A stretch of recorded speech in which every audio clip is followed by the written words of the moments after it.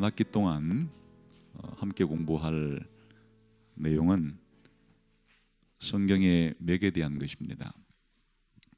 성경 전체의 뼈대를 함께 살펴보는 그런 시간이 되겠습니다.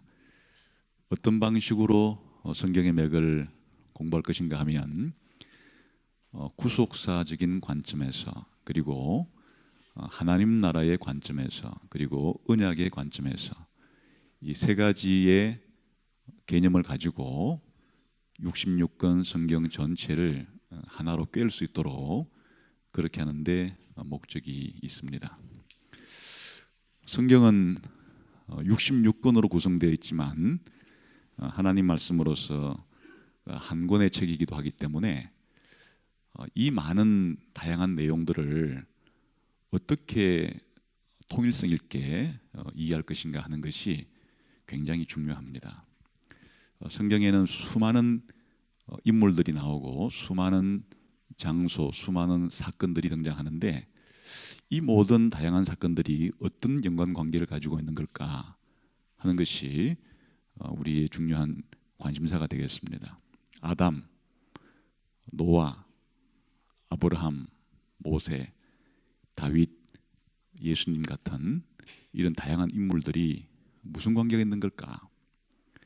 처음 창조된 사건, 또 아담이 타락한 사건, 노아 홍수 사건, 이스라엘이 애굽에서 구원받은 사건, 가나안으로 들어가고 또 바벨론 포로로 끌려가고 바벨론 포로로부터 귀환을 하고 예수님이 오시고 교회가 세워지고 장차 천국이 이루어지고 이런 다양한 사건들이 어떤 연관을 가지고 있는 걸까?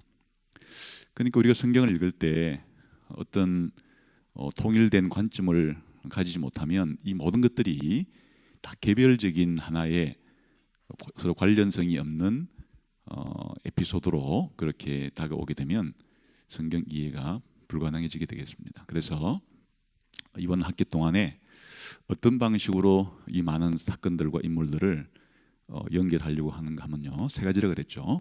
구속사적인 관점, 하나님 나라의 관점, 언약의 관점으로 성경 전체를 연결하고자 한다, 그런 뜻입니다. 왜 그래야 되는가? 첫 번째, 성경을 이해할 수 있는 열쇠는 구속사라고 하는 개념입니다. 성경 자체를 이해하려고 할 때 무엇보다 중요한 것은 성경이 역사책이라는 것을 알아야 됩니다. 성경은 일종의 역사책입니다. 우리 인체를 구성하고 있는 등뼈가 있듯이 성경 전체를 구성하고 있는 뼈대와 같은 것이 그 역사입니다. 성경은 역사책이다, 이렇게 생각하시는 것이 좋습니다. 보통 역사하면은 인간들이 행동한 것을 가리키지만 성경이 역사라고 하는 것은 하나님이 주인공이 되어서 하나님이 시작하고 하나님이 완성해가는 그런 역사입니다. 그러니까 이 성경의 가장 중요한 특징은 하나님이 주인공이 되시는 그런 역사인데요. 보통 또 역사라고 하면 주로 과거의 사건만 다루지 않습니까? 그러나 성경은 과거만이 아니라 미래의 사건도 다룹니다. 왜냐하면 하나님께서 미래에 일어날 사건에 대해서 미리 예고를 해줍니다. 예언을 하시고 그리고 행동하시니까 하나님의 그런 예고는 또한 약속은 반드시 이루어지기 때문에 미래의 사건까지도 역사의 범위에 집어넣을 수가 있습니다. 그래서 성경이 다루는 역사는 영원부터 영원까지, 공간적으로는 하나님에 대한 이야기, 영적인 천사들에 대한 이야기, 인간들에 대한 이야기, 그리고 피조물에 대한 이야기, 하나님과 천사들과 인간들과 모든 피조물을 포괄하는 그 우주적인 역사입니다. 그런 시공간적으로 우리가 알고 있는 역사와는 아주 차원이 다릅니다. 시간적으로는 영원에서 영원까지, 공간적으로는 하나님에서부터 피조물을 아우르는 거대한 역사 이야기입니다. 그런데 이런 하나님 중심의 거대한 역사가 주제가 있는데 그 구원을 주제로 하는 역사이기 때문에 우리가 구속사라 부릅니다. 역사도 보는 관점에 따라서 굉장히 다르게 접근할 수 있지 않겠습니까? 정치사, 경제사, 사회사, 문화사, 예술사 등등 인간의 역사라고 할지라도 어떤 점을 중심으로 인간의 역사를 이해할 것인가에 따라서 달라지듯이 성경이 역사책이라고 말할 때는 뭐 정치라든지 경제라든지 이런 게 중심이 되는 게 아니고 하나님이 세상을 구원하시는 역사이기 때문에 성경의 역사를 구속사라 이렇게 이름을 합니다. 그래서 일단 성경을 접할 때 성경을 제대로 이해하기 위해서 가장 중요한 첫 번째는 성경이 구속사를 다루고 있는 책이다. 일종의 역사책이라고 하는 의식을 분명히 가져야 됩니다. 그러면 이런 구속사의 특징이 뭔가 하니까 직선적입니다. 고대 그 동양의 중국이라든지 인도라든지 혹은 중동이라든지 그리스 로마 같은 모든 고대 사회 역사가는 다 순환적이었습니다. 원적이었습니다. 봄, 여름, 가을, 겨울이 계속 순환하듯이 밤낮이 순환하듯이 고대인들의 역사 의식은 그냥 돌고 도는 다람쥐 쳇바퀴 돌듯이 그냥 돌고 도는 것이었습니다. 돌고 도니까 시작도 없고 끝도 없고 시작도 없고 끝도 없으니까 목적도 없고 의미도 없고 그게 고대인들의 역사관이었는데 성경만 이 유대인들의 역사만 직선적입니다. 직선적이기 때문에 시작이 있고 끝이 있습니다. 끝은 시작의 목표입니다. 그러니까 성경이 말하는 역사는 시작이 있는 반면에 단순히 시작이 마무리되는 게 아니고 이 역사의 끝은 곧 완성이고 목적이고 목표입니다. 그러니까 역사에 목적도 있고 의미도 있고 그런데 이 역사의 중앙에 예수님의 오심이 있습니다. 예수님이 조림하시고 재림하셔서 하나님이 계획한 이 모든 역사가 마무리되기 때문에 직선적인 역사관의 특징은 시작도 있고 끝도 있고 중심점이 예수님이라고 하는 이런 특징을 구속사는 가지고 있습니다. 그래서 이제 이 구속사를 이해할 때 두 가지 측면을 이해하는 게 좋겠는데 하나는 이 역사가 통일성도 있고 다양성도 있습니다. 하나님이 주인공이 되셔서 하나님이 계획하시고 예수님을 중심으로 이루어가는 이 역사의 통일성과 다양성이 있는데 통일성은 다른 말로 말하면 유기적이라는 말로 표현할 수가 있겠고 다양성은 다른 말로 말하면 점진적이라 표현할 수 있습니다. 그래서 구속사의 양대 특징이 유기적이고 점진적이다. 다른 말로 말하면 역사가 통일성도 있고 다양성도 있다. 우리가 흔히 우리나라의 역사를 이해하거나 세계 역사를 이해할 때 이 세상의 역사가 어떤 목적을 향해서 어떻게 이 다양한 사건들이 연결되어 있는가를 이해하기는 쉽지 않습니다.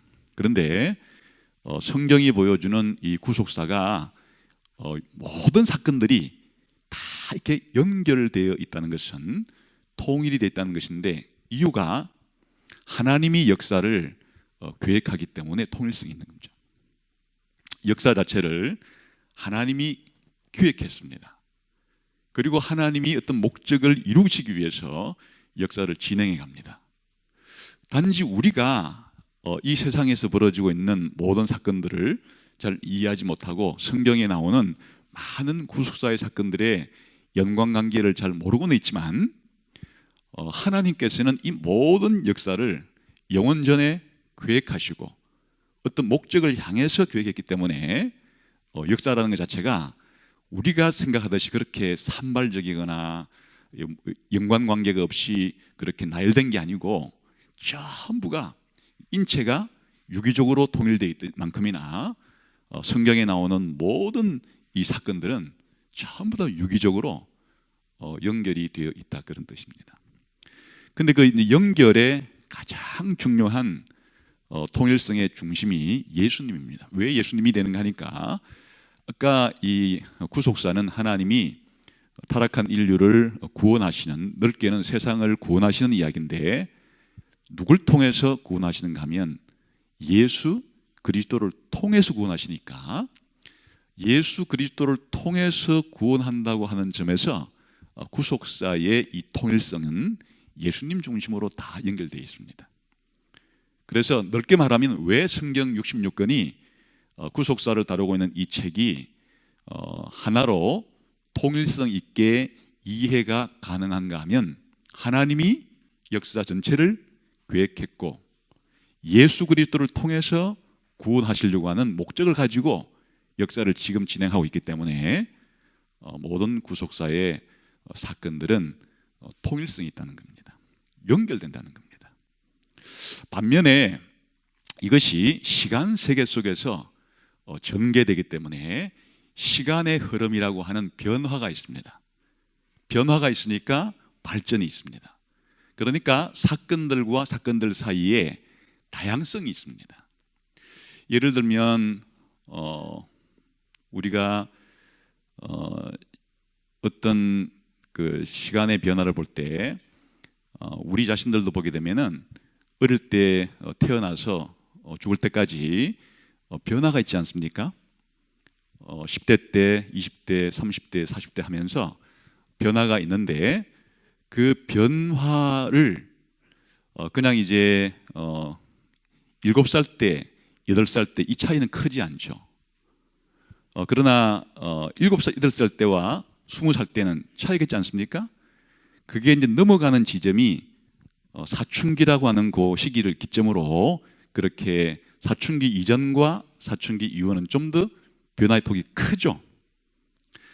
그와 마찬가지로 하나님께서 창조해서 새 창조를 이루시는 사건들이 연결되어 있는데 사건이 쭉 연결되다가 뭔가 이전과 이후가 좀 크게 변화가 일어나는 그런 지점들이 있습니다. 좀 중요한 사건들이 벌어지는 시간들이 있습니다. 그러면 이제 그 시간을 중요한 사건을 기점으로 그 앞과 뒤에 대해서는 어느 정도 변화가 있고 차이가 있고 발전이 있기 때문에 그런 면에서 역사의 사건들 사이에는 모든 것이 획일화되어 똑같지가 않고 그렇게 차이점을 가지고 있다 그런 뜻입니다. 그걸 이제 우리들은 점진적이라고 표현하는데요. 점진적이라는 말 속에는 발전되어가는 개념이 있습니다. 예를 들어서 태어나서부터 우리 인간이 죽을 때까지 나라고 하는 인간의 정체성은 공통적이지만은 아까 말씀드린 것처럼 10대, 20대, 30대, 40대에 따라서 우리의 신체적인 변화가 일어나기도 하고 정신적인 성숙이 일어나기도 하고 이렇게 점진적으로 발전해 가듯이 역사라는 게 딱 그렇습니다. 역사라는 것도 하나님이 처음 창조했을 때부터 하나님께서 새 창조를 통해서 완성할 때까지 많은 사건들이 전개되어지는데 이 사건들이 점진적으로 변화를 일으키면서 변화되어 가고 발전되어 가는 그런 점진적인 양상이 있다. 그렇게 이해하시면 되겠습니다. 아주 쉽게 비유를 하나 드리게 되면 처음에 씨앗이 있습니다. 그 씨앗이 땅에 심게 되면은 싹을 내게 되죠. 떡잎이 납니다. 조금 더 어린 묘목이 됩니다. 그 다음에 아주 완전히 다 자란 그런 나무가 되어지는 것처럼 하나님께서 역사를 구속을 통해서 이끌어 가시는 이 역사도 그런 단계, 씨앗 단계 같이 떡잎 단계 같이 그리고 어린 묘목 단계 같이 완전히 자란 나무 같이 쭉 연결이 되는데 나무라고 하는 점에서는 공통적이지만 나무가 자라는 단계가 점진적으로 자라가듯이 역사라는 것도 그런 점진성이 있습니다. 그래서 성경에 나오는 이 모든 구속사가 이렇게 통일성도 있고 차이점, 다양성도 있는데 통일성을 주로 표현할 때는 유기적이라 표현하고 이 차이점을 표현할 때는 점진적이라 표현합니다. 그래서 이 구속사는 유기적이기도 하고 점진적이기도 하다. 하나님께서 자신을 우리에게 역사를 통해 알리시는데요. 하나님이 자신을 알리시는 이 계시의 역사가 유기적이고 점진적입니다. 그래서 이 역사 자체도 유기적이고 점진적인, 쉬운 말로 하면 통일성과 다양성을 가진 것이다. 이렇게 성경을 읽어야 전체가 연결되기 시작합니다.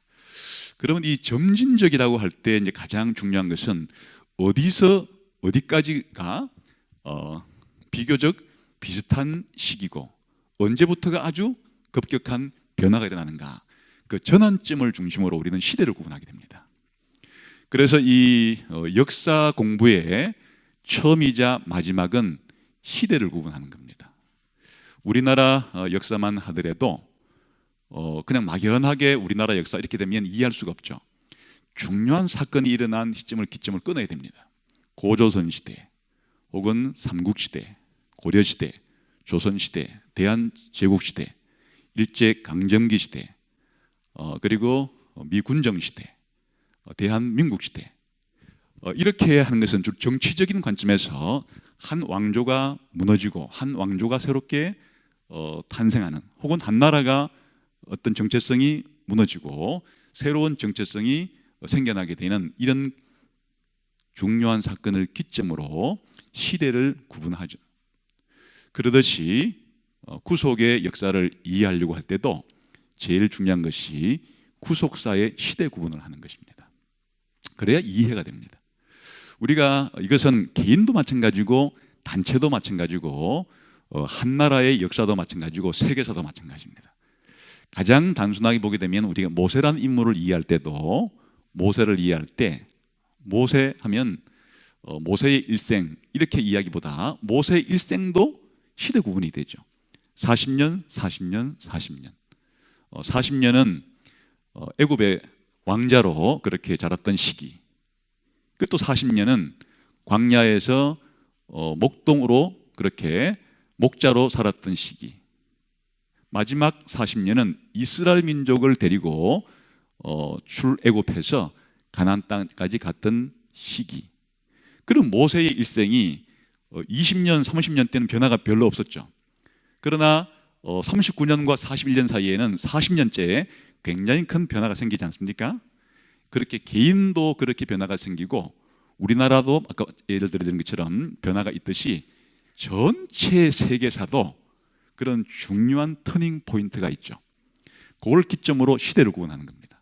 그래서 우리가 세계사를 구분할 때는 가장 일반적인 시대 구분 방법이 고대, 중세, 그리고 현대, 이렇게 이제 시대를 3분하는 것이 세계사를 이해하는 가장 일반적인 구분 방법입니다.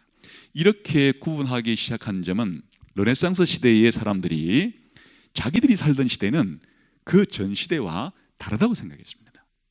어떻게 다른가 하니까 자기들 앞 시대에는 기독교 문명권이 있었는데 자기들이 추구하는 바는 기독교 문명권이 아니고 그 전에 있었던 그리스 로마 시대의 문화와 문명을 다시금 재생시키고 부활시킨다고 보았습니다.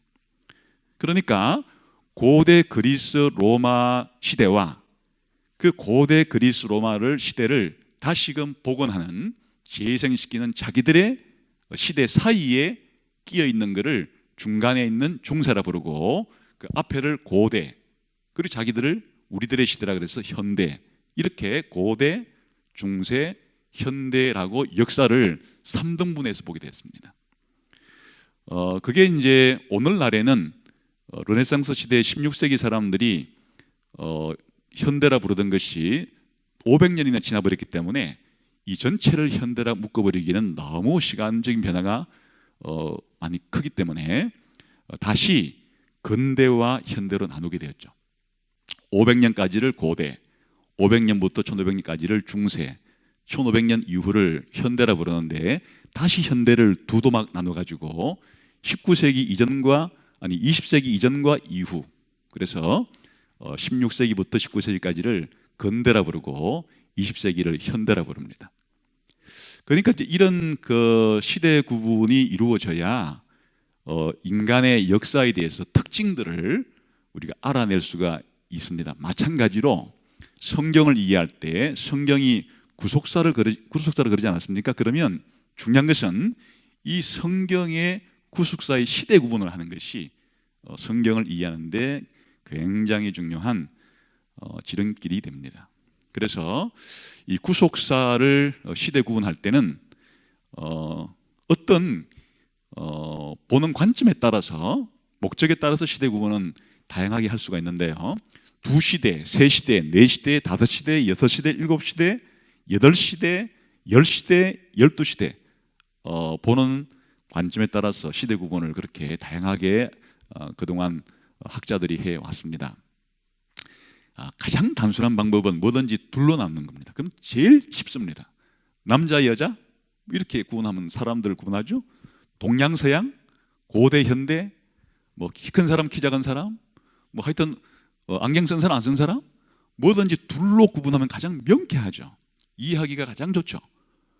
그러듯이 구속사도 둘로 구분하게 되면 가장 이해하기 쉬워서 그냥 구약시대, 신약시대, 예수님의 오심을 기점으로 예수님 오시기 이전과 이후, BC와 AD 이렇게 구분하면 가장 단순하지만, 단순하긴 한데 그 앞에 있는 내용들을 다 굉장히 많은 변화가 있는데 변화를 다 담아내기가 쉽지가 않죠. 그래서 조금 더 두 시대보다는 세부적으로 나눈 게 네 시대론인데, 창조, 타락, 구속, 완성 이렇게 이제 네 개로 나누면 조금 더 낫죠.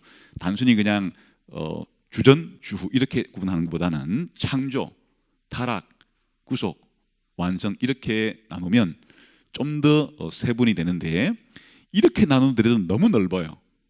창조를 다루는 성경이 창세기 1, 2장 부분이고, 타락을 다루는 부분이 창세기 3장이고, 구속을 다루는 부분이 창세기 3장부터 요한계시록 20장이고, 완성을 다루는 부분이 요한계시록 21장, 22장인데, 그러면 구속을 다루는 부분이 창세기 3장부터 요한계시록 20장까지니까 너무 넓어요. 그리고 그 안에 사건들이 너무 많이 벌어졌는데, 그 구속이랑 뭉뚱그리게 되면은 그 안에서 생겨난 중요한 변화들을 우리가 간파하기가 쉽지 않죠.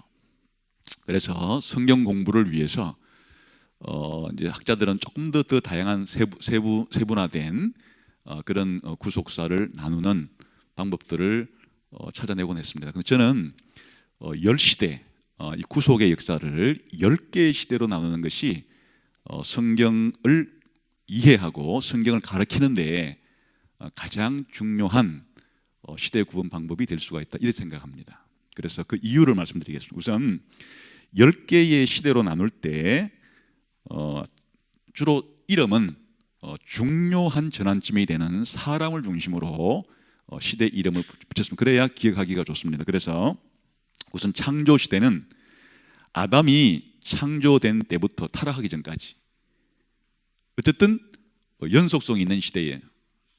그리고 아담이 타락한 때부터 노아 홍수 때까지를 아담 시대라 이렇게 이름하면 좋겠고요.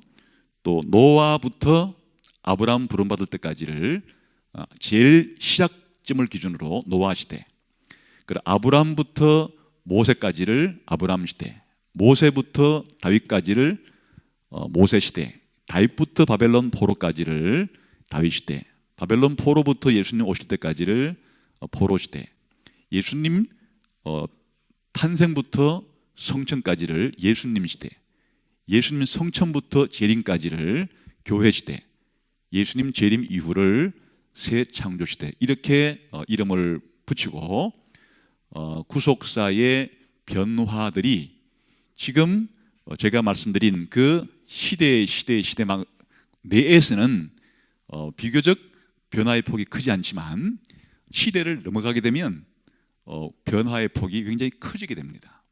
그래서 이렇게 10개의 시대로 성경을 구분하게 되면 성경을 이해하거나 가르치는데 굉장한 유용성을 가진다, 그렇게 생각을 합니다. 그런데 이렇게 시대를 구분해야 될 당위성 혹은 객관적인 어떠한 기준이 있느냐는 거죠. 아무나 시대를 구분할 수는 있지만은 타당성이 있어야 되겠죠. 예를 들어서 주전과 주후 이렇게 구분할 때는 예수님의 오심이 엄청 중요하다고 하는 그 인식 때문에 우리가 타당성이 있지 않습니까? 예수님 오시기 전과 오시고 난 이후를 이렇게 구분하는 기준이 되고, 또 창조, 타락, 구속, 완성이라는 것도 창조 사건이 중요하고 타락 사건이 중요하고 또 구속이 일어나는 사건이 중요하고 완성하는 사건이 중요하니까 나름대로 이렇게 시대를 창조, 타락, 구속, 완성이라고 네 개로 분할하는 것도 근거를 가집니다. 그러듯이 이렇게 10개의 시대로 구분하는 것이 근거가 있냐는 거죠. 저는 두 가지 이유로, 두 가지 근거로서 이렇게 구속사를 구분하는 것이 합당하다 생각하는 첫 번째는 언약입니다. 언약은 구속사를 구분하는 시대 구분의 전환점이 됩니다. 언약이 하나님과 사람 사이에 중요한 언약이 맺어지고 나면 그때부터 새로운 시대로 접어들게 됩니다. 왜 그런가 하니까 이 언약이라는 것 자체가 하나님이 뭐 하는 겁니까? 앞으로 이렇게 하겠다 하는 약속을 해주는 거예요. 그럼 하나님께서 예를 들어서 하나님께서 아브라함과 언약을 맺었다는 얘기는 아브라함에게 이제 약속을 해주는 겁니다. 그러면 약속한 시점부터 하나님께서 어떻게 행동하시겠습니까? 아브라함에게 약속한 것을 지키시려고 행동하시겠죠. 또 하나님께서 모세를 통해서 이스라엘 민족과 언약을 맺습니다. 그럼 그 이후부터 하나님 어떻게 행동하시겠습니까? 그 언약에 따라서 행동하시겠죠. 그러니까 하나님이 사람과 언약을 맺는다는 것은 단순한 문제가 아니고 자신이 약속한 대로 그 약속을 지키시려고 행동을 하시기 때문에 하나님께서 새롭게 언약을 인간들과 체결하신다 하는 것 자체가 하나님이 주인공이 되어서 행동하시는 구속의 역사의 중요한 전환점이 일어나는 겁니다. 그래서 이 언약은 아주 쉬운 말로 말하면 이 법과 같은 것입니다. 법이 만들어지고 난 다음에는 그 법대로 모든 것이 움직여지게 됩니다. 그래서 우리나라에 예를 들어서 역사에서도 고려시대에서 조선시대로 바뀌었다. 단순히 성씨만 바뀌는 게 아닙니다. 뭐가 바뀌죠? 고려의 법률에서 조선시대의 법률로 바뀌게 되는데, 조선시대가 조선시대다워지는 것은 경국대전이라고 하는 조선시대의 조선을 이끌어가는 법률체계가 만들어지고 나면 그 조선의 법에 따라서 조선이라는 나라가 움직여지기 때문에 조선시대의 사람들의 삶은 고려시대 사람의 삶과는 또 달라지게 됩니다. 그와 같이 시대 구분의 가장 중요한 이 전환점을 뭘 가지고 시대를 구분하는 그 전환점을 삼아야 되느냐? 언약이라는 겁니다. 언약이 시대 구분의 가장 중요한 전환점이 되는 겁니다. 그래서 제가 지금 나누어 놓은 10개의 시대는 그냥 자의적으로 제 마음대로 이렇게 시대를 구분한 게 아니고 창조 시대라고 불리는 그 시대가 어떤 시대라 그랬죠? 하나님이 천지를 창조하고 아담이 타락하기 전까지 시대인데, 그때 하나님과 아담 사이에 에덴 동산에서 맺어진 언약이 있습니다. 그걸 우리들은 이제 나중에 공부하겠지만 이름을 창조 언약이라고 부릅니다. 그 다음 아담이 타락한 다음에 하나님께서 타락한 인류를 구원하시겠다고 하는 약속을 하시면서 또 하나의 우리가 아담 언약이라고 이름 붙일 수 있는 언약이 하나 생겨나게 됩니다. 그래서 아담 언약에 따라서 아담 시대가 열리게 되고, 그 다음 노아도 하나님께서 뭘 맺습니까? 언약을 맺습니다. 또 아브람과도 하나님 뭘 맺습니까? 언약을 맺습니다. 모세와도 모세를 중보자로 이스라엘 민족과 언약을 맺습니다. 다윗과도 언약을 맺습니다. 그리고 포로 시대에 선지자들을 통해서 새 언약에 대한 예고를 하시게 됩니다. 그리고 그 새 언약이 언제 맺어집니까? 예수님이 오셔서 새 언약을 체결합니다.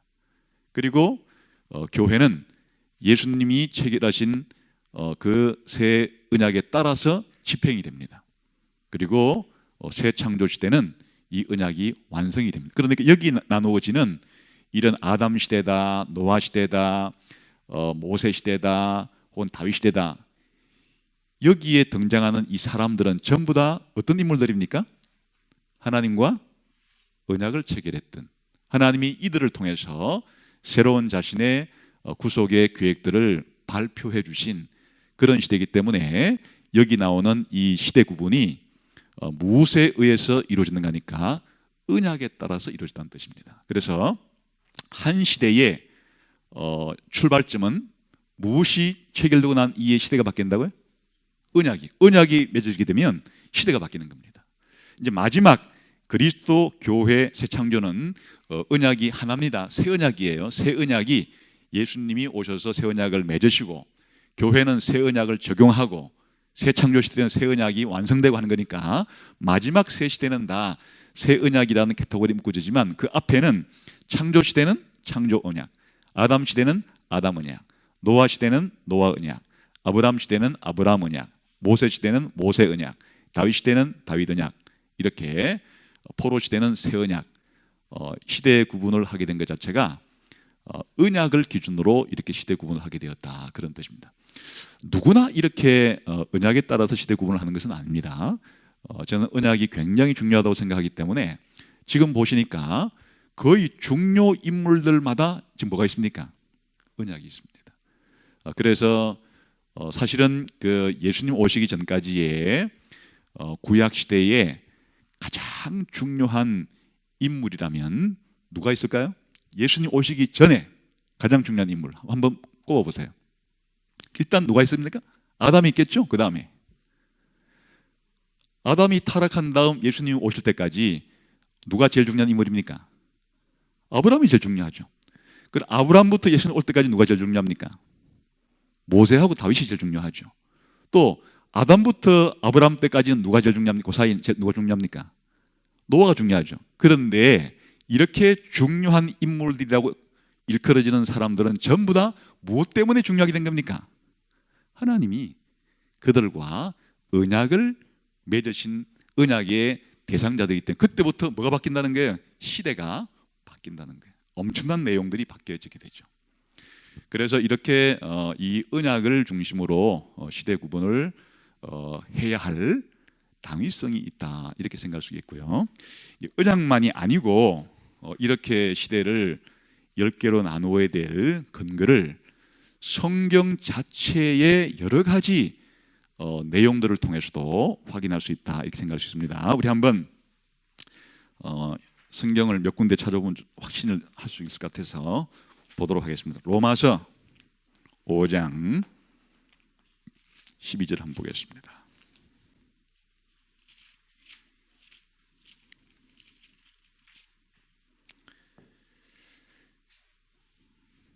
로마서 5장 12절 한번 보겠습니다.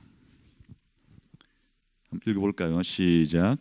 그러므로 한 사람으로 말미암아 죄가 세상에 들어오고 죄로 말미암아 사망이 들어왔나니 이와 같이 모든 사람이 죄를 지었으므로 사망이 모든 사람에게 이르렀느니라. 지금 이 구속의 역사 가운데 한 사람이 죄를 지음으로 죄가 세상에 들어오고 죽음이 세상에 들어온 이 사건이 무슨 사건입니까? 타락 사건이죠. 아담이 타락한 사건이니까 이 타락하기 이전과 이후는 엄청난 변화가 있는 겁니다. 타락 이전에는 아직 세상에 뭐가 없을 때입니까? 죄가 없고 죽음이 들어오지 않았고, 그냥 타락 이후부터는 죄가 들어왔고 죽음이 들어왔고, 그러니까 아담의 타락이라는 사건 자체가 구속사가 진행되는 과정에 있어서 큰 변화를 일으키는 전환점이 분명하죠. 그래서 우리가 시대 구분을 아담이 타락하기 이전을 한 시대로 묶은 겁니다. 뭐라고 이름 붙였었죠? 창조시대. 달리 이름하자면 아담 타락 전시대, 이렇게 이름 붙일 수도 있겠습니다. 아담 타락 전시대. 그러나 이제 좀 생동감 있게 창조를 기념하기 위해서 이 시대를 창조시대라고 이름 붙일 수 있는 근거가 이런 구절들에 대해서 생겨나게 되는 거죠. 그러니까 적어도 이 로마서 5장 12절은 무슨 시대와 무슨 시대를 나누는 것이 정당하다는 겁니까? 창조 시대와 아담 시대를 구분할 정당성을 이 중요한 구절을 통해서 우리가 확신할 수 있다, 이런 뜻이 되겠습니다. 그 다음에 베드로후서 가보겠습니다.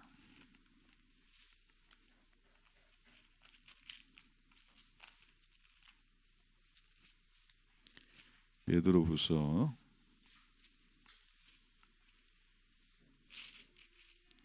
3장 5절 6절을 한번 보겠습니다. 시작.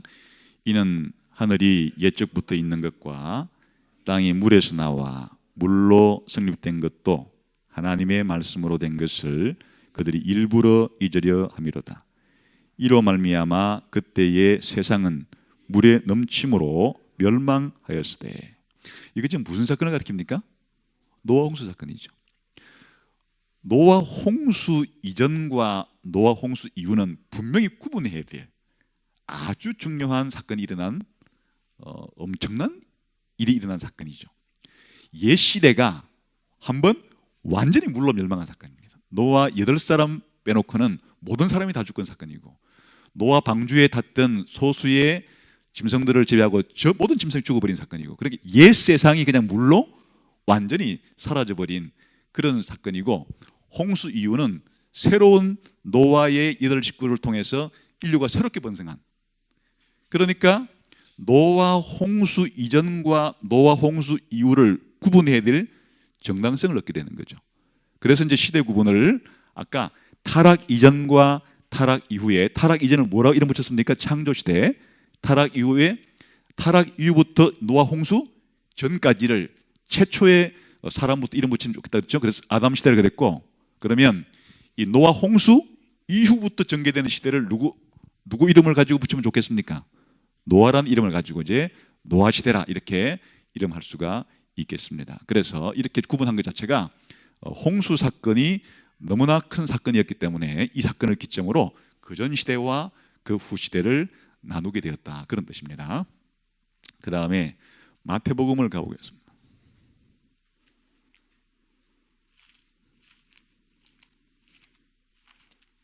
마태복음 1장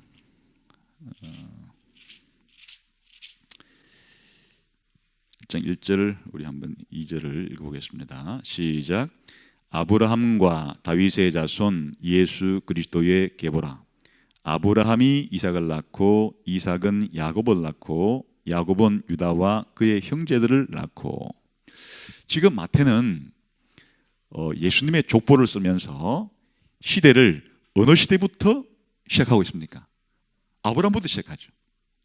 다시 말하면 지금 마태의 역사관에 의하면 예수님의 족보를 기록할 때 아브라함부터 시작했다는 얘기 자체가 아브라함 이전과 아브라함 이후로 크게 구분된다는 거죠.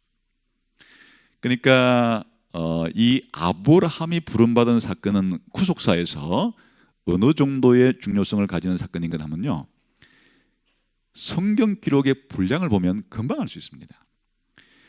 천지 창조부터 아브라함 부름받을 때까지의 시간이 그냥 성경에 기록된 족보들만 이어도 최소 2000년이 넘는 기간입니다. 그리고 아브라함 때부터 예수님이 올 때까지도 약 2000년입니다.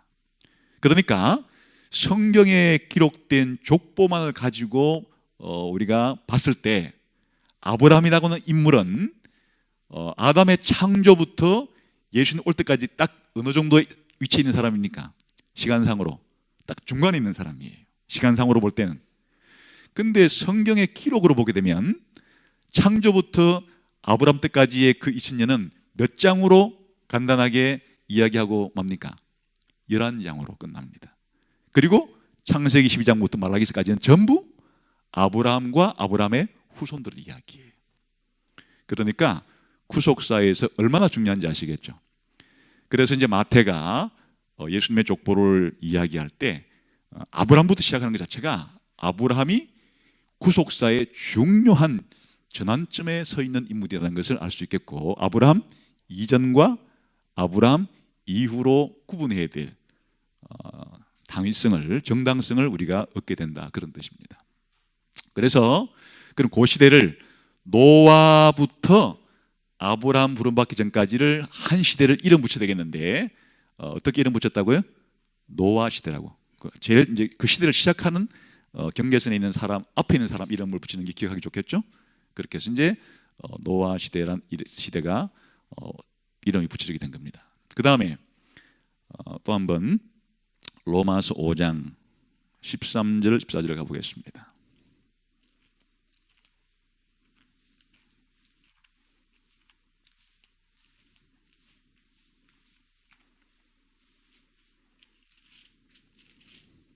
로마서 5장 13절 14절을 읽어보겠습니다. 시작. 죄가 율법이 있기 전에도 세상에 있었으나 율법이 없었을 때에는 죄를 죄로 여기지 아니하였느니라. 그러나 아담으로부터 모세까지 아담의 범죄와 같은 죄를 짓지 아니한 자들까지도 사망이 왕노릇하였나니 아담은 오실 자의 모형이다. 여기 보면 구속사의 전개 과정을 이야기하면서 아담부터 어디까지 끊었습니까? 모세까지. 이 모세라는 인물도 어마어마하게 중요한 인물이에요. 그 모세를 통해서 사실은 이제 무엇이 이루어지는 거니까 시내산에서 새 언약이 맺어지게 되는 거거든요.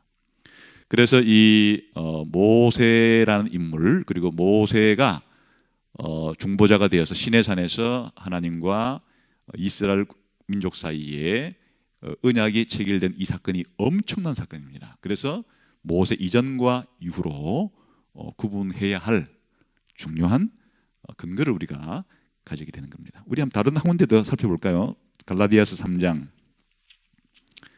모세 이전과 이후를 끊어야 될 정당성에 대해서 한 군데 성경을 더 찾아보겠습니다. 갈라디아서 3장 23절부터 한번 보겠습니다. 시작. 믿음이 오기 전에 우리는 율법 아래에 매인바되고 계시될 믿음의 때까지 갇혔느니라.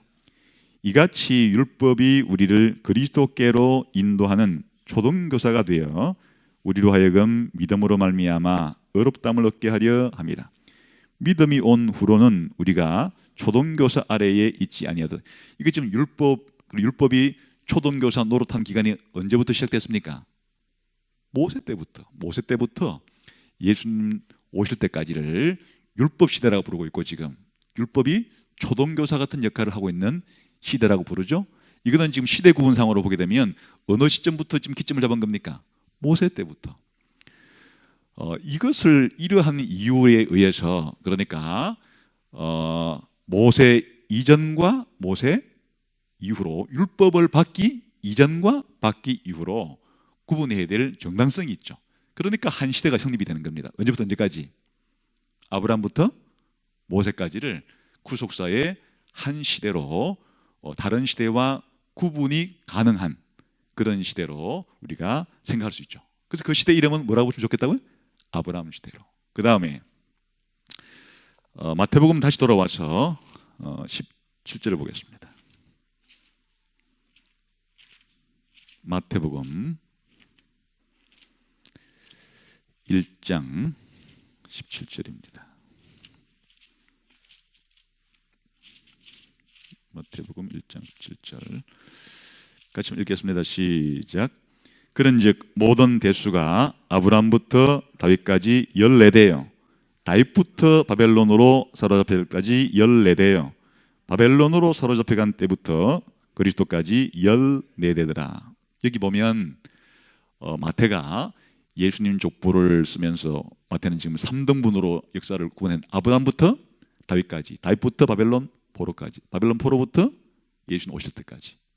물론 나름대로의 이제 목적과 의도가 있을 때 구분했는데 어쨌든 전체적으로 볼 때 다윗이 굉장히 중요한 인물이라는 걸 알 수 있죠. 아브라함부터 다윗까지가 한 시대가 되는 거고 다윗부터 또 어디까지가 바벨론 포로까지가 한 시대가 되는 거고 바벨론 포로부터 예수님 올 때까지가 한 시대가 된다. 그래서 다윗이라고 하는 이 중요한 인물이 왜 그렇게 그러면 시대 구분의 표적이 되는가 하면요. 같은 이스라엘 사람인데 이때부터 뭐가 만들어집니까? 왕국이 만들어집니다. 그 전까지는 이스라엘이 왕국이 아니었습니다. 그냥 신정국가였죠. 그러나 다윗 때부터 다윗 왕국이 만들어짐으로써 새로운 하나님 나라의 역사가 전개가 됩니다. 그래서 또 그 이야기는 다윗 왕국이 망하게 된 바벨론 포로 사건이 엄청난 사건이라는 겁니다. 그래서 또 한 시대가 형성이 되는 겁니다. 뒤에 거는 그냥 제가 구도로 설명드리겠습니다. 예수님 오심은 너무나 엄청난, 예수님 오시기 이전과 이후로 구분하는 시대가 되는 거고, 또 예수님이 오신 것도 탄생부터 성천까지가 한 단락이죠. 탄생부터 성천까지가, 성육신부터 성천까지가 우리의 구속을 위해서 이 땅에서 행하신 지상사역 기간이기 때문에 이 시대는 당연히 구속사에 사실은 짧지만 가장 중요한 시간이라고도 할 수 있는 그런 시기니까 예수님의 성육신부터 성천까지를 우리가 예수님 시대라 이렇게 구분할 수 있습니다. 성천부터는 어디가 기점이 되는 걸까요? 재림입니다. 예수님 재림이 초림과 방불한 중요한 구속사 사건입니다. 그래서 재림 이전과 재림 이후로 나누는 겁니다. 그래서 예수님의 성천부터 재림까지 이 기간을 무엇이라 이름하면 좋은가 하면요, 교회 시대라 이름하면 좀. 왜냐하면 성천하시고 난 이후에 뭘 세웁니까? 이제 성령을 보내셔서 신약 교회를 형성하시죠. 이 신약 시대 교회가 어디까지 갑니까? 재림할 때까지. 그래서 제가 지금 이 구속사를 이해하려고 할 때 시대 구분이 제일 중요한데, 이 시대 구분을 10개의 시대로 끊어야 성경을 제대로 이해할 수가 있고 제대로 가르칠 수 있다 그랬죠. 그래서 10개의 시대의 이름은 주로 처음 창조와 새 창조를 제외하고는 주로 사람 이름을 중심으로 그렇게 이제 구분하면 기억하기가 좋아서 그렇게 이름을 붙인 겁니다. 한번 이제 안 보셔도 아마도 10개의 시대를 쉽게 떠올릴 수가 있을 겁니다. 제일 먼저 창조 시대, 아담 시대, 노아 시대, 아브라함 시대, 모세 시대, 다윗 시대, 포로 시대, 예수님 시대, 교회 시대, 새 창조 시대, 이렇게 10개로 구분이 됩니다. 이렇게 구분한 이 구분점마다 중요한 두 가지가 일어났다 그랬습니다. 하나는 언약이 새롭게 발표가 되었고 하나님과 체결된 언약이 생겨나게 되었고, 또 중요한 사건들이 벌어졌기 때문에 구속사에 있어서 이와 같은 차이점을 정당하게 인정을 해서 한 시대의 이름을 붙일 만큼 이와 같은 전환점들을 중심으로 시대를 구분할 필요가 있겠다. 이게 이제 왜 이렇게 강조하는가 하니까 성경의 맥 공부의 가장 중요한 뼈대가 이 10개의 시대에 따라서 어떤 하나님의 구속의 내용들이 변화를 일으켜가는가 하는 것들을 살펴보는 것이기 때문에 아주 중요한 겁니다. 그래서 이 10개 시대가 성경의 내용을 담는 그릇입니다. 그러면 이제 성경을 볼 때 새롭게 읽을 수 있습니다. 우리가 우리나라의 역사책을 읽는다고 하면요, 예를 들어서 어떤 사람이 10권으로 역사책을 쓸 수 있죠. 고조선에 대한 책 한 권, 삼국시대에 대한 책 한 권, 고려시대에 대한 책 한 권, 조선시대 한 권, 대한제국시대 한 권, 일제강점기 시대 한 권, 또 군정시대, 미군정시대 한 권, 대한민국 시대는 한 세 권으로 나눠 가지고, 그러면 이제 우리가 이 10권으로 구성된 역사책을 읽을 때는 어떤 자세가 되는가 하니까, 만약에 고려시대 역사를 펴서 읽을 때는 머릿속에 고려시대만의 독립적으로 존재하지 않죠? 고려시대 이전에 뭐가 있었습니까? 삼국시대가 있어요. 그걸 통일한 게 고려죠. 또 고려시대 이후의 역사가 어떻게 전개되어 나갑니까? 고려가 망하고 조선이 생기죠. 이렇게 고려시대 역사를 읽을 때는 전체 10권의 역사책 가운데 지금 이 고려시대 부분을 읽고 있다는 생각으로 이걸 읽어야 전체가 연결됩니다. 다시 말하면 고려시대에 일어난 많은 사건들이 그 앞에 있는 무엇을 이해 못하면 이해가 안 됩니까? 삼국시대 사건을 이해를 못하면 갑자기 고려시대 책만 읽어가지고는 그 내용들을 이해할 수가, 왜 왕건이 그렇게 많은 부인들을 뒀는지 그런 것들을 이해하려고 그러면 삼국시대라는 배경이 있어야 그게 이해가 됩니다. 그러니까 일반 역사책을 읽을 때는 그러면 삼국시대를 이해하려고 그러면 또 뭘 알아야 되겠죠? 그 전시대를. 쉽게 말하면 역사를 제대로 이해하려고 그러면 어디부터 어디까지 읽어야 됩니까? 우리나라 역사를 제대로 이해하려고 그러면 고조선시대부터 현대 6공화국까지를 다 읽어야 일목요연하게 우리나라의 역사를 이해할 수 있는 것과 같이 성경책도 이 성경책을 몇 개의 지금 시대로 구분했죠? 10개의 시대로. 그러면 성경을 읽을 때 예수님 마태복음을 읽기 시작하면 이것은 하늘에서 뚝 떨어진 시대가 아니고 구속사의 지금 10개의 시대의 흐름 가운데 지금 내가 몇 번째 시대의 이야기를 읽고 있다는 생각을 읽게 된다는 것입니까? 7번째 시대 이야기를. 내가 창세기 12장을 읽을 때 아브라함이 그렇게 하나님께 약속을 받고 이삭을 바치고 한 아브라함의 일대기를 읽을 때는 하나님의 구속사 가운데 지금 몇 번째 정도에 지금 해당되는 시대의 이야기를 읽고 있다는 생각을 읽게 된다고요? 창조, 아담, 노아, 구속사의 4번째 시기에 돌입한 상태의 사건이기 때문에 아브라함의 역사를 이해하기 위해서는 그 이전 시대 이야기를 알아야만 하고 또 아브라함 시대의 이야기가 그 다음 시대에 가서 발전되게 됩니다. 그러니까 그냥 성경을 그냥 우리가 아무 곳이나 펴서 그 속에 있는 이야기를 그냥 서로 연관 관계없이 읽게 되면은 이솝우화 같은 책이 되고 말아요. 단편적인 이야기를 모아놓은 수많은 단편적인 이야기를 모아놓은 그런 책으로밖에는 이해를 못하게 되는데 성경 그런 책이 아니라고 했습니다. 전부 다 앞과 뒤가 연결되고 앞과 뒤가 연결되고 앞과 뒤가 연결되고 전체가 하나로 연결되는 하나의 이야기지 서로 독립되어진 관계가 없는 서로 무관한 그런 이야기가 아니란 뜻입니다. 그래서 이제 성경을 볼 때 마치 머릿속으로 이 성경 전체의 내용을 우리가 읽을 때마다 이 부분을 읽을 때 10개의 구속사의 중요한 시간의 흐름 중에서 내가 지금 어디쯤 읽고 있다라는 것을 그렇게 알고서 전후를 연결해 가면서 그렇게 읽어야만 이해되는 책이 성경책이라는 뜻입니다. 좀 더 역사책이 크게 느껴지시면 10부작 드라마를 해줬습니다. 10부작 드라마. 10부작 드라마가 있는데 그러니까 이제 앞뒤는 안 보고 시간이 있어가지고 딱 5번째 그 드라마만 봤습니다. 이해됩니까? 뭔가 그 드라마 안에서의 내용은 조금 이해되지만은 도대체 이 사건들이 어떻게 생겨났는지는 이해할 길이 없을 겁니다. 그 드라마 10부작 중에서 5편 봤으면 뭐 봐야 됩니까? 4편 봐야 이해되죠. 4편 이해는 어떻게 이해됩니까? 3편 봐야죠. 결국 어떻게 해야 됩니까?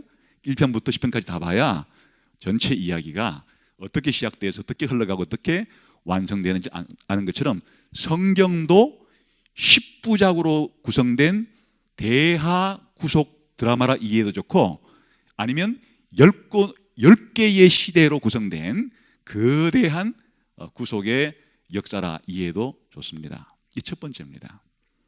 성경 이해의 열쇠 첫 번째가 성경을 어떻게 이해해야 된다고요?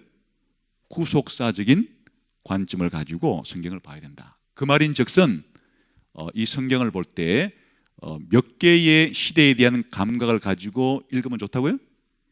10개의 시대에 대한 감각을 가지고 그렇게 읽어야 합니다. 그러면 전체가 연결되기 시작합니다. 이 자세 하나만 바꿔도 성경 읽기에 작은 혁명이 일어납니다. 성경을 막연하게 다양한 내용들이 구성된 책이라 생각하지 마시고 성경의 가장 중요한 이 뼈대는 구속사가 그 속에 들어있는 것이고 구속의 역사의 또 가장 중요한 뼈대는 뭐라 그랬죠? 10개의 시대 구분. 이 시대 구분의 가장 중요한 근거는 뭐라 그랬습니까? 언약과 중요한 인물과 사건을 중심으로 그렇게 시대를 성경 자체가 말하는 근거에 따라서 그렇게 구분을 했다. 그런 뜻이 되겠습니다. 두 번째, 성경 해석의 열쇠는 하나님 나라에 대한 것입니다.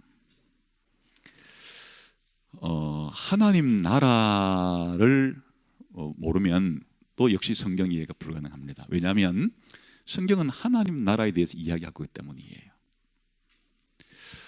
하나님 나라라고 하는 것은 성경 전체를 이해하는 가장 중요한 주제입니다. 가장 거대한 주제예요. 그냥 성경이 그런 10개의 시대를 통해서 뭘 얘기한다고요? 하나님 나라 얘기하는 겁니다. 하나님 나라를 이야기하는 책이 성경책입니다. 한 가지 성경이 하나님 나라를 이해하는 책이라는 것을 말하는 것을 책이라는 것을 이해하기에 가장 좋은 것은 예수님입니다.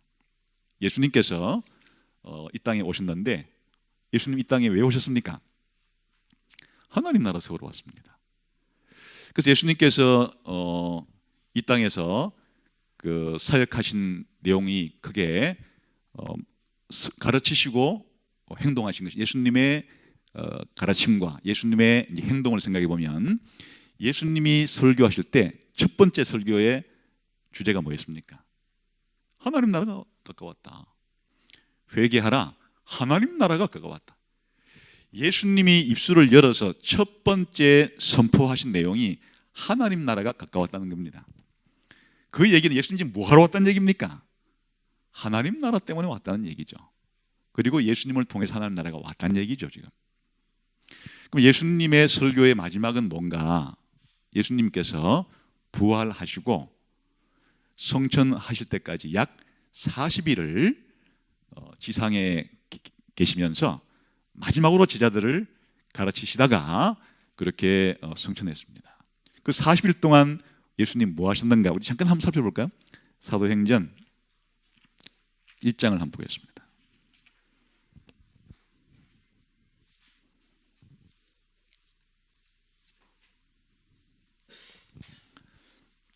사도행전 1장 1, 2, 3절 한번 읽어보겠습니다. 시작.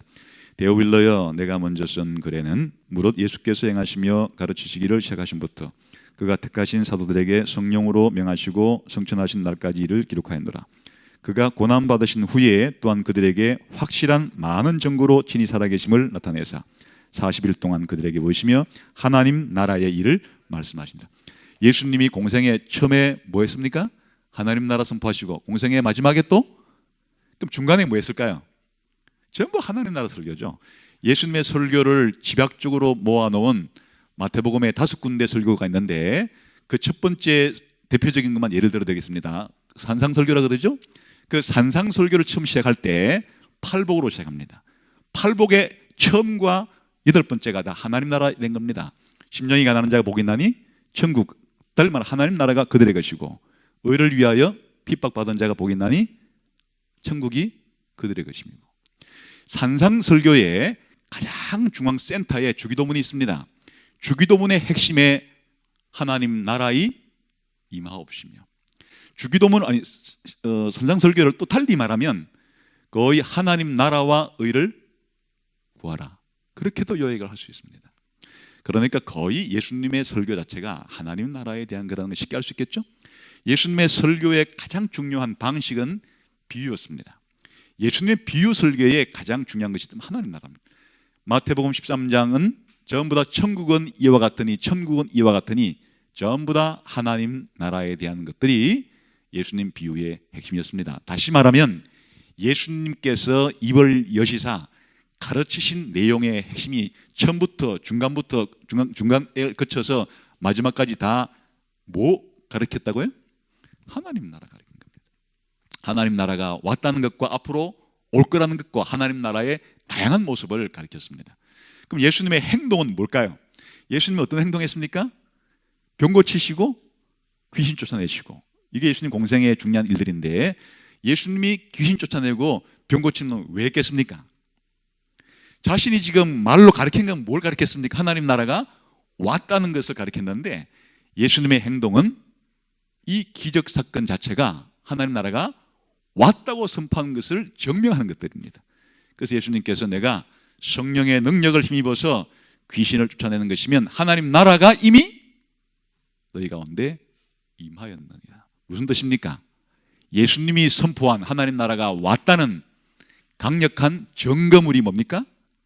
예수님이 귀신 쫓아내시고 질병을 고치신 것 자체가 사탄의 지배를 받고 있는 이 세상의 특징 자체가 귀신 들린 현상으로, 질병 걸린 현상으로, 그렇게 죄값으로 인해서 신음하고 있는 이 세상 자체가 지금 예수님이 오시기 전에 원리적으로 인간이 타락한 이후에 누가 이 세상을 지배하고 있습니까? 사탄이 이 세상의 신으로서, 공중의 권세 잡은 자로서 지금 통치하고 있는 상태에서 예수님이 오셔서 하나님 나라가 이제 예수님을 통해서 왔다는 증거들이, 예수님이 하신 뭐라고요? 기적들. 하나님 나라가 왔다는 증거들입니다. 그럼 예수님의 탄생, 예수님의 죽음, 예수님의 부활, 예수님의 성천, 예수님 재림 다 뭐와 연결되어 있을까요?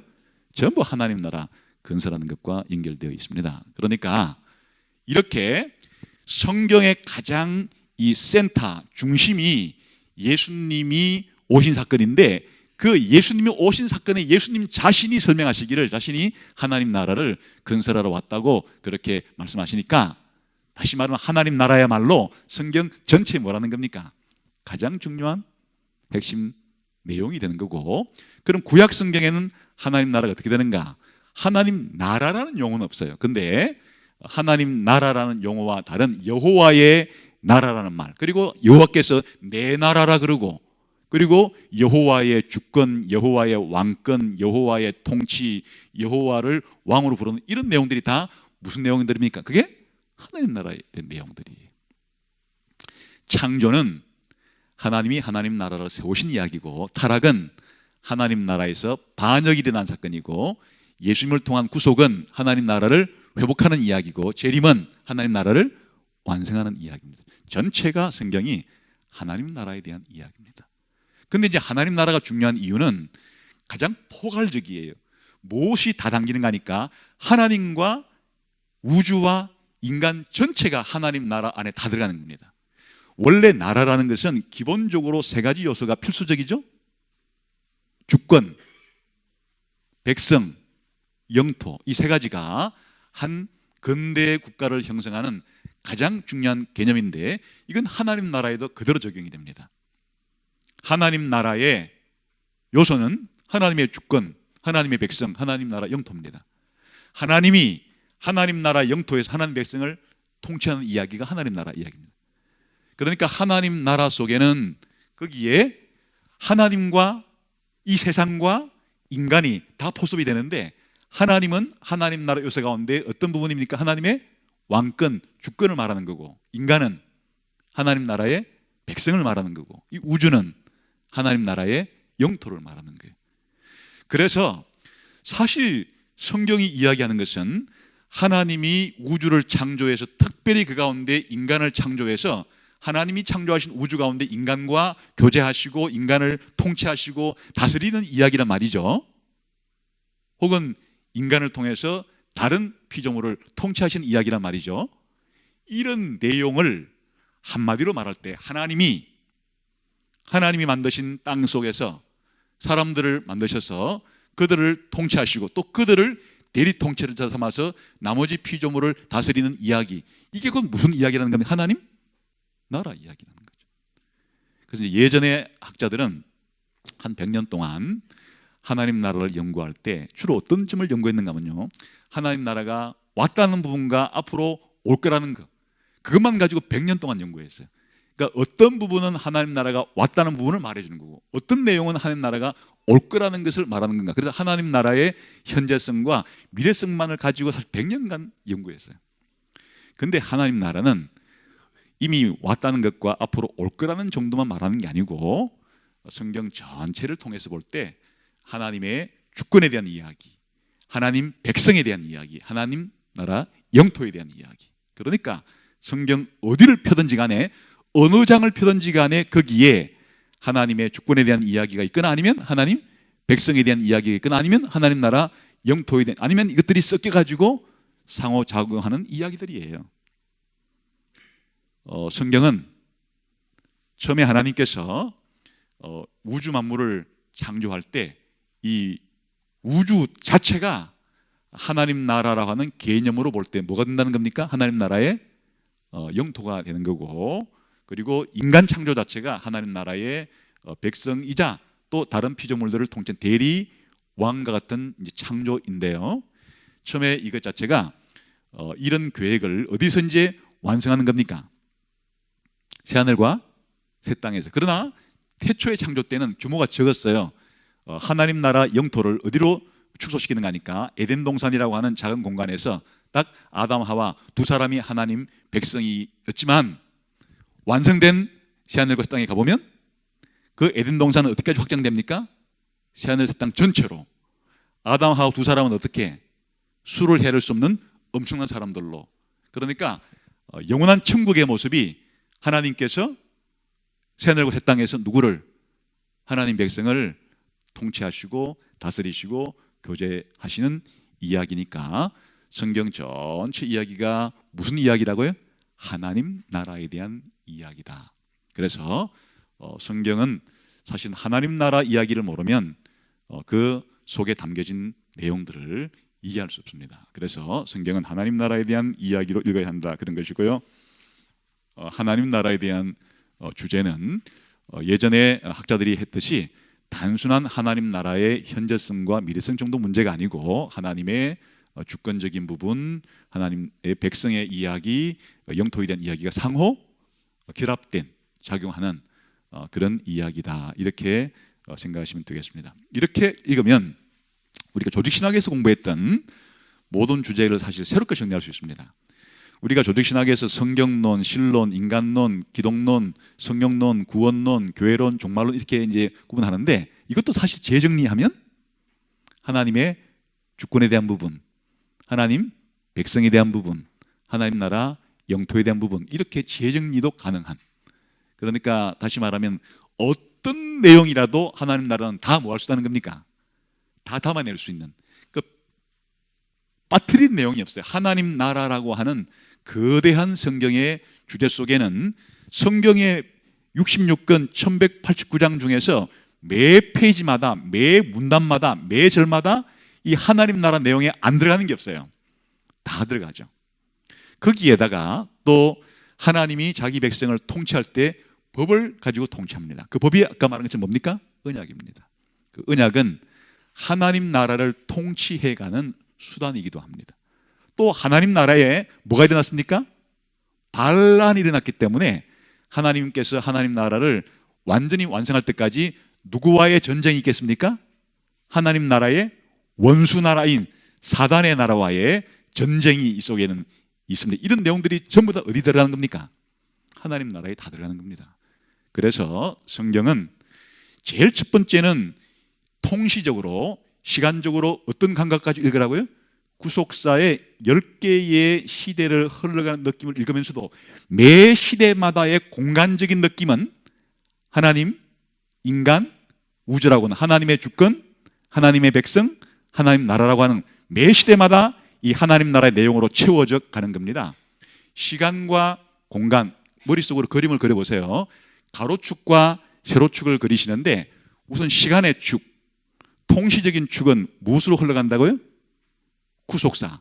구속사의 10개의 시대가 통시적으로, 시간적으로 흘러가는데, 세로축, 공간적인 축은 그 속에 하나님 나라의 거대한 내용이 담겨서 하나님의 주권과 하나님의 백성과, 하나님 나라 백성과 하나님 나라의 영토, 이 세 가지가 매 시대마다 이것이 전개되어 간다, 그런 뜻이에요.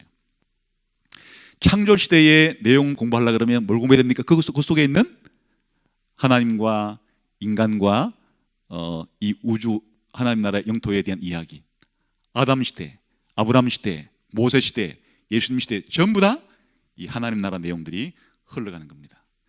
세부적으로 하면 10개의 시대 가운데 어떻게 할 수 있느냐니까, 하나님의 백성의 역사, 하나님 나라 영토의 역사, 쉽게 말하면 땅의 역사와 시의 역사, 하나님의 주권의 역사, 이렇게 해도 또 하나님 나라 요소를 하나하나 끊어서도 연결시킬 수 있겠죠.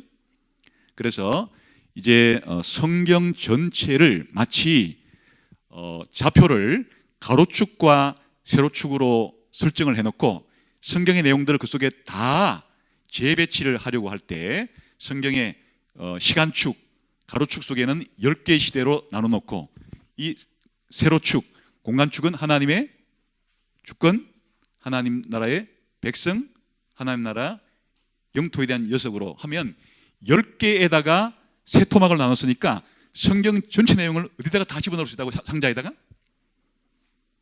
30개의 공간에다가 전체 내용들이 다 들어갈 수 있다, 그런 뜻이 되는 겁니다. 그러니까 이제 우리가 교통 정리를 할 때 이사를 갔는데 온통 그냥 집안에다가 막 이렇게 이삿짐을 부려놨습니다. 그럴 때 이제 뭘 해야 됩니까? 공간 배치를 일단 공간 배치를, 이거는 뭐 안방, 이거는 공부방, 이거는 거실, 이거는 뭐 응접실, 거실, 응접실에다가 주방 이렇게 해가지고 해놓은 다음에 각기 거기에 필요한 가재 도구들을 다 집어 넣어야만 정리가 끝나지 않습니까? 그 성경도 막 이렇게 널려 있는 것 같아도 그렇게 구속사적인 흐름과 하나님 나라라고 하는 거대한 내용이 그렇게 이 속에서 전개되어 가고 있다, 그런 겁니다. 여기에 마지막 성경 이 열쇠의 핵심이 뭔가 하면 언약입니다.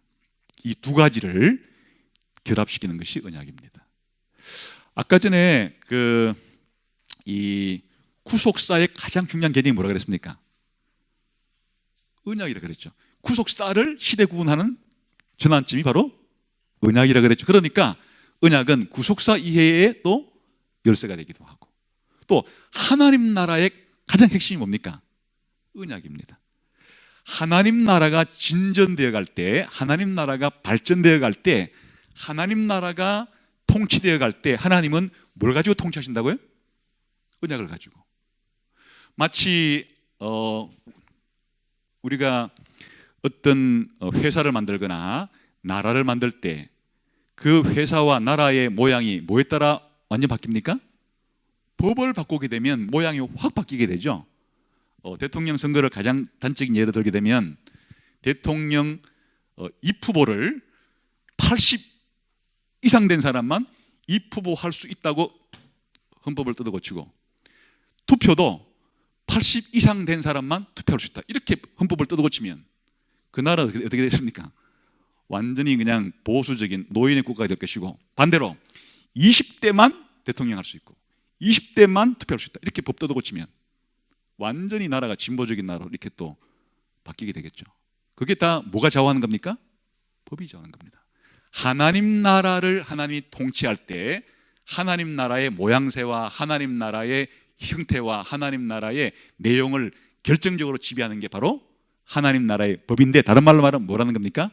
언약이, 하나님이 하나님 나라를 통치하는 통치 수단이 언약입니다. 그러니까 이 구속사와 하나님 나라를 연결해 주는 동시에 구속사와 하나님 나라의 핵심이 뭐라는 겁니까? 언약이라는 겁니다. 그래서 구속사와 하나님 나라와 언약이 이렇게 상호 연관이 되어 있습니다. 그렇기 때문에 성경을 읽을 때 우리가 이 66권을 딱 둘로 나누어서 앞에 39권과 뒤에 27권을 이름 붙일 때 어떻게 붙였는가 하니까, 앞에 붙어 있는 39권의 성경책을 뭐라고 이름 붙였습니까? 구약이라고, 이게 옛 언약이란 말입니다. 뒤에 있는 27권을 이름 어떻게 붙였습니까? 신약이라고, 새 언약이라는 뜻입니다. 그러니까 성경책을 우리 선배들이 어떤 방식으로 성경을 이해했는가 하니까, 성경은 언약 문서라고 이해한 겁니다. 옛 언약 문서와 새 언약 문서. 언약 문서라는 말이 조금 생소하시면 그냥 계약서라고 좀 바꿔봅시다. 성경은 두 개의 계약서예요. 옛 계약서와 새 계약서, 두 개의 계약서예요. 이렇게 성경 자체의 명칭 자체를 구약과 신약이라고 이름하는 이유 자체가 성경 이해에 있어서 뭘 모르면 성경 이해가 불가능하다는 뜻일까요? 언약을 모르면 성경 이해가 불가능한데, 또 언약도 종류가 다르다는 것 감각이 좀 있는 거죠.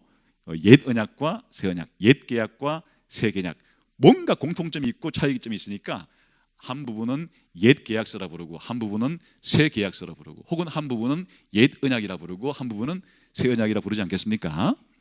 그래서 성경 이해의 마지막 중요한 열쇠는 언약이다.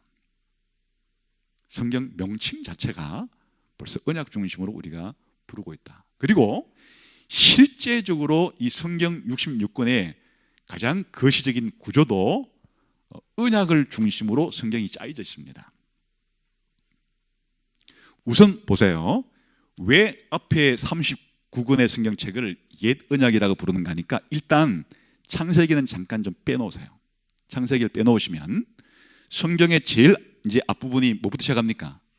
출애굽기부터 시작하는데, 출애굽기부터 신명기까지는 무슨 사건을 중심으로 기록된 성경책인가 하니까, 아까 모세가 이스라엘 백성을 애굽에서 데리고 어디까지 갑니까? 시내산까지 가서 거기서 시내산에서 언약을 맺습니다. 그 언약을 우리가 사람 중심으로 볼 때는 모세 언약이라 하고, 장소 중심으로 볼 때는 시내산 언약이라고 부르기도 하고, 또 신약과 비교해서 부를 때는 옛 언약이라고 부르기도 하고, 복음과 비교해서 볼 때는 율법 언약이라고 부릅니다. 이게 맺어진 내용이 바로 핵심이에요. 그래서 출애굽기 1장부터 18장까지는 시내산까지 도달한 얘기고, 18장부터 민수기 10장까지는 시내산에서 언약을 맺고 언약의 내용을 받는 이야기예요. 그리고 민수기 11장부터 신명기까지는 언약에 따라서 이제 가나안 땅까지 들어가는 이야기여서, 출애굽기부터 신명기까지의 전체 내용 자체가 뭐 중심입니까? 바로 옛 언약 중심이에요. 신명기 자체는 뭘 한번 되풀이하는 거죠? 아까 시내산에서 받았던 출애굽기 18장부터 민수기 10장까지에 담겨있던 시내산에서 하나님께 받았던 율법의 내용을 다시 한 번 더 설명하는 형식입니다. 그러니까 출애굽기부터 민수기까지의 이 구약 성경의 제일 처음에 얘기는 뭐 맺은 이야기입니까? 옛 언약 맺은 내용을 중심으로 기록한 것이고, 여호수아부터 에스더서까지는 우리가 흔히 부르는 역사서는 무슨 이야기입니까? 그러면 이 언약을 맺었으니까 언약을 맺은 대로 사나 안 사나를 추적하는 이야기, 언약 백성들의 언약 역사입니다. 이사야서부터 말라기까지의 예언서는 이거 전부 다 언약과 연결되어 있습니다. 이 선지자들이 하는 이 설교의 대부분은 이스라엘 백성이 뭐 안 했다는 겁니까? 지금 시내산에서 맺은 언약을 안 지켰다는 걸 고발하는 겁니다. 그리고 꾸짖는 거예요. 그리고 그것 때문에 그 언약에 따라서 어떻게 될 거라는 겁니까? 망할 거란 얘기예요. 포로 잡혀갈 거란 얘기예요.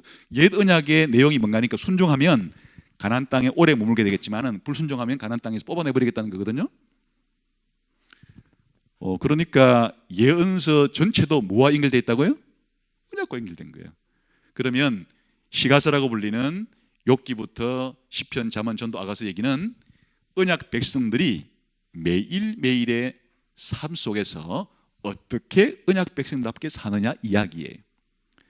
그러니까 구약 성경 자체가 모세오경이라고 부르는 그 책 자체는, 창세기는 일단 언약 전체 서론이에요. 서론이니까 빼고 출애굽기부터 신명기까지가 무슨 내용이라고요? 옛 언약의 내용을, 옛 언약을 체결하고 옛 언약을 기록한 거예요. 뒤에 우리가 부르는 역사서와 이 예언서는 합쳐가지고 언약의 역사를 기록해 놓은 거예요. 그리고 시가서라 부르는 부분은 언약 백성들의 매일의 삶, 언약 생활을 기록한 겁니다.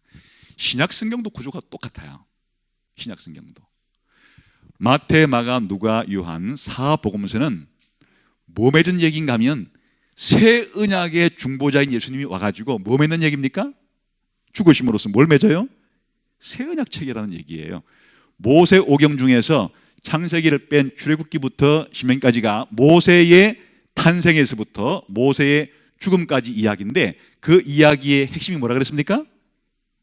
모세가 옛 언약의 중보자로서 옛 언약을 맺는 이야기듯이, 신약 성경의 처음 네 권은 새 언약의 중보자이신 예수님이 탄생해서 죽으시기까지 이야기인데, 예수님의 탄생부터 죽으심까지 하이라이트가 어디 있는가 하니까, 십자가에 죽으시면서 하는 이 죽음이 새 언약을 체결해서 뿌리는 피라고 말씀을 했어요. 그러니까 구약 성경의 기초가 제일 앞부분에 뭐가 있었습니까? 옛 언약의 체결과 옛 언약의 내용이 담겨 있듯이 신약 성경의 새 언약의 제일 처음 부분도 뭐가 나온다고요? 새 언약의 체결 내용이, 새 언약의 내용이 먼저 나오는 것이고, 그 다음 사도행전은 뭐하고 비슷한 겁니까? 아까 여호수아서부터 에스더서까지가 옛 언약 백성들의 이야기를 기록했듯이 사도행전은 새 언약 백성의 이야기를 기록한 건데 좀 범위가 좁죠. 딱 새 언약 백성의 최초 30년의 이야기를 기록해 놨어요. 근데 30년 안에 이 끝에 하나님 나라의 일을 전파하되 아무도 금하는 자가 없더라 해서 계속 이것이 열린 결말로서 그런 방식으로 계속해서 예수님 올 때까지 사도행전에 기록된 방식으로 뭐가 일어날 거라는 겁니까? 계속 세계복음화가 일어날 거라는 얘기니까 30년 그 이야기 자체가 교회사 전체 이야기의 그냥 모델이 되는 거예요. 앞부분인 동시에. 그렇게 사도행전은 구약성경과 비교하면 어느 부분과 일치한다고요? 아까 여호수아서부터 뒤에 옛 언약을 맺었던 옛 언약 백성들의 역사를 기록한 것이듯이 신약 성경의 두 번째 부분은 새 언약 백성, 신약 백성의 역사를 기록한 것이다. 그리고 나머지 신약 성경의 대부분의 로마서부터 이제 요한계시록까지의 전체 이야기가 편지 형식인데, 편지라는 게 뭡니까? 새 언약 백성들인 교회가 매일매일 자기 교회 생활을 할 때 당면한 문제들을 어떻게 설하라는 것을 가르치는 것이, 마치 구약 성경의 구약 시대의 옛 언약 백성들이 매일매일의 삶 속에서 옛 언약 백성으로서의 삶을 살아가는 기록하는 것, 성경이 뭐라 그랬습니까? 시가서에 있듯이 신약 성경의 서신서라 불리는 부분은 이렇게 새 언약 백성들이 매일매일의 삶 속에서 살아가야 될 문제점들과 해결책을 제시하고 살아가는 이야기를 한 겁니다. 구조가 똑같아요. 구약 성경과 신약 성경 손바닥이 부딪히면 딱 맞아떨어지듯이 구약 성경 전체의 구조와 신약 성경 전체의 구조가 거의 대칭을 이루는데, 전체 이 성경 전체의 내용이 뭘 중심으로 이렇게 짜여져 있다고요? 언약을 중심으로. 그래서 창세기는 이 언약 이야기의 전체 서론이고 계시록은 이 언약 이야기의 전체 결론이에요. 중앙에 있는 부분들은 언약 책이란 얘기, 앞에는 옛 언약 책이란 이야기, 신약성은 새 언약 책이란 이야기부터 시작을 해서 이렇게 언약을 맺은 사람들이 어떻게 살아갔는지를 역사를 기록하고, 뒷부분에 가면 이들이 매일매일의 삶 속에서 어떻게 살아야 하는지를 기록하는 방식으로 거대한 성경의 구조가 언약 중심으로 짜여져 있다, 그런 뜻입니다. 그러니까 이제 오늘은 이 성경을 통일성 있게 일관되게 전체를 하나의 하나님의 구원의 이야기로 읽어가기 위해서 성경을 이해하려고 할 때 세 가지의 열쇠를 가지고 성경을 열어야 된다 하는 걸 살펴보았죠. 몇 가지의 열쇠를 열어야 된다고요? 세 가지 열쇠. 첫 번째가 뭐죠? 구속사라고 하는 열쇠. 두 번째가 하나님 나라라는 열쇠. 세 번째가 언약이라는 열쇠를 가지고 성경을 읽어야 성경 전체가 하나의 이야기로 연결되어서 부분들이 다 통합되게 이해할 수가 있다, 그런 뜻입니다. 근데 이제 이것들 자체가 세 가지가 서로 다 다른 것은 아니고, 머릿속으로 그림을 그릴 때 그냥 가로 세로 축으로 생각해서 구속사라는 개념 자체는 성경을 어떤 축을 따라 읽는다고요? 통시적인 시간의 축을 따라서 읽는 방식을 가리키는 것이고, 하나님 나라는 공간 축을 따라서 매 시대마다 내용은 하나님 나라에 대한 이야기. 그런데 시간 축과 공간 축을 전체를 하나로 묶어가는 개념이 뭐라고요? 언약이라는 개념이에요. 그래서 이제 언약은 언약 하나만 가지고도 사실은 성경 전체를 이해하는 그러한 구조이자 뼈대라고 할 수가 있는데, 왜 언약이 성경 전체를 이해하는 뼈대가 되는가? 이유는 구속사의 시대 구분을 이루는 전환점이 되는 것이고, 하나님 나라가 통치된, 하나님이 하나님 나라를 건설하는데 통치의 방법 자체가 언약이기 때문에, 그래서 성경은 언약에 대한 이야기로 읽어야 한다. 그래서 이제 앞에서부터 언약을 맺은 사람을 중심으로 하게 되면 시대적으로 하면 제일 먼저 사실은 노아 때부터 언약을 맺었다는 이야기가 나오는데, 그 다음부터 노아와의 언약, 아브라함과의 언약, 모세의 언약, 그 다음에 다윗 언약, 새 언약이 나오거든요. 그런데 그 단어는 나오지 않지만 내용, 개념이 창조 때도 나오고 타락 이후도 나오기 때문에, 그래서 앞에 부분을 우리가 창조 언약, 아담 언약이라고 이렇게 이름을 붙인 겁니다. 그런데 우리 개혁주의 선배들은 이것도 그렇게 되어 최소한 7개가 되잖아요. 이 내용들을 공통점을 묶었습니다. 공통점 묶어보니까 어떻게 묶는 것이 아주 통일성 있게 묶을 수 있는가 하니까, 타락 이전과 이후로, 타락 이전에 하나님과 아담과 맺은 언약을, 그 이름을 행위 언약이라고 붙였습니다. 그리고 타락 이후는 전부 다 은혜 언약이라고 붙였어요. 왜 그런가 하면, 타락 이전에는 아담이 죽거나 영생을 얻는 것이 뭐에 달려 있었습니까? 아담의 순종에 달려 있어요. 아담이 순종하면 영생을 얻고 불순종하면 죽음에 이르니까, 순종과 불순종의 여하에 따라서 영생도 얻고 아니면 영벌도 받는 그 결과가 생겨났기 때문에, 그 영생과 죽음이라고 하는 결과가 아담의 뭐에 달렸다고요? 행동에 달렸기 때문에, 그래서 이제 타락 이전에 하나님과 전 인류를 대표하는 아담과 맺었던 그 언약을 행위 언약이라 이런 이름을 붙였고요.